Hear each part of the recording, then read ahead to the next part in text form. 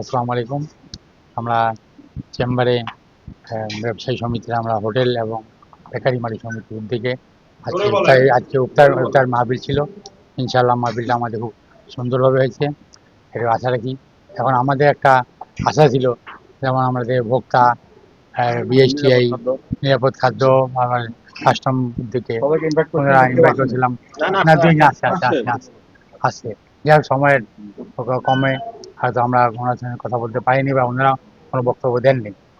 আগামীতে যেন আমাদের ব্যবসায়ীদের যে কোনো সমস্যা আমরা দুইজনে মিলিয়া মানে ব্যবসায়ী যেন ঠিক করতে পারি আগামীতে, এই আশা রাখি। আজকের ইফতার মাহফিল ছিল আমাদের রেস্তোরাঁ এবং বেকারি মালিক সমিতির সমন্বয়ে চেম্বারে আমরা আয়োজন করেছি। তো আমাদের ব্যবসায়ীদের একটাই দাবি, আমরা ব্যবসা করতে গিয়ে সরকারের বিভিন্ন দপ্তরের সাথে আমরা জড়িত। আমাদের যে দাবি দাবাগুলো আছে এগুলো চেম্বারকে আমরা জানিয়েছি, তা ওনারা আশ্বস্ত করেছেন আমাদের ভ্যাট ট্যাক্স, আমাদের ফায়ার, বিভিন্ন দপ্তরের লাইসেন্স সংক্রান্ত যে জটিলতাগুলো রয়েছে এগুলো ওনারা নিরসনের উদ্যোগ নেবেন ইনশাল্লাহ। সবার যৌথ ব্যবস্থাপনায় আমরা আশাবাদী যে এগুলো সমস্যা আমরা দ্রুত সমাধান পাবো। আমরা এই আশাই করছি চেম্বারের কাছে। এটাই আমাদের আজকের ইফতার মাহফিলের আয়োজন ছিল এবং বাংলাদেশ রেস্তোরাঁ মালিক সমিতি এবং বেকারি মালিক সমিতির যৌথ উদ্যোগে এই আয়োজনটি ছিল।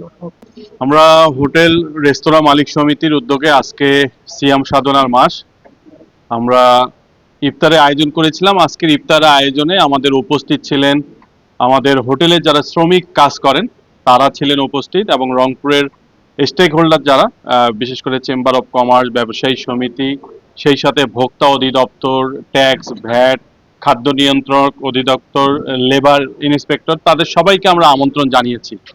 আমাদের মূল আজকের মেসেজটি হচ্ছে যে সিয়াম সাধনের এই মাসে আমরা অত্যন্ত সততা নিষ্ঠার সঙ্গে ব্যবসা পরিচালনা করব।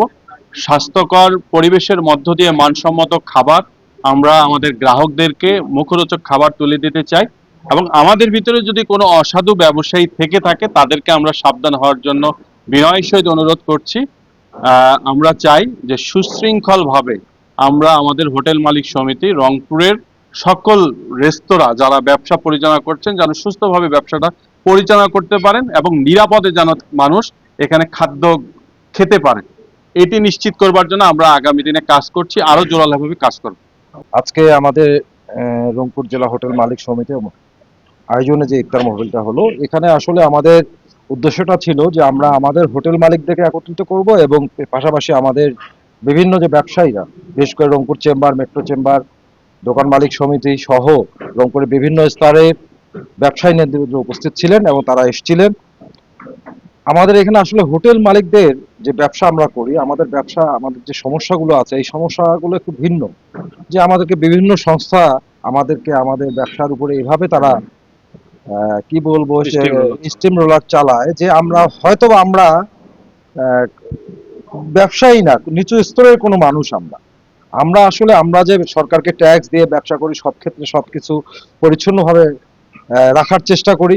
আমাদের ব্যবসাটা একটা সেবামূলক ব্যবসা, আমরা সেবা বিক্রি করি। কিন্তু এই সেবা বিক্রি করতে যে আমরা চাই যে সরকারি বিভিন্ন অফিস আদালতের সাথে আমরা সমন্বয় করে তারা যদি যে জিনিসগুলো আমাদের এখানে বিভিন্ন সময় মোবাইল কোড চালায়, যে মোবাইল কোডটা আমরা চাই যে আমাদের সমিতির পক্ষ থেকে লোকজন থাকবেন, তাদের সাথে নিয়ে তারা মোবাইল কোডগুলো পরিচালনা করবেন।